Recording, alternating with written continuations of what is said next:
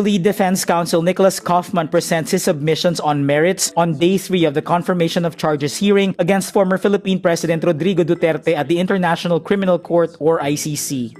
Kaufman argues that the prosecution has not met the substantial grounds required by the court to bring the case against Duterte to trial. He focuses on what he calls a lack of evidence for criminal intent and the contextual elements of crimes against humanity.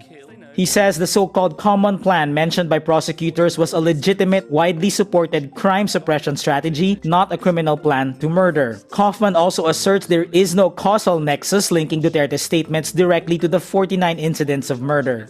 There is no smoking gun in this case.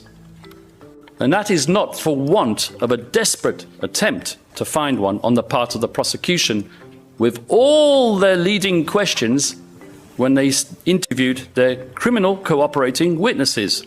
The defense counsel also alleges that the alleged widespread or systematic attack against a civilian population is unsubstantiated.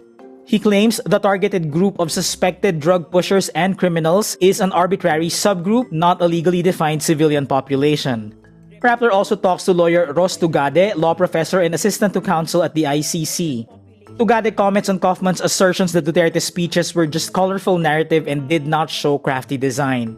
Tugade says speeches, especially the impromptu ones, show intent, and it is allowed in the ICC framework to establish a criminal pattern or modus operandi. Tugade also clarifies the meaning of the term civilian population within the framework of the Rome Statute.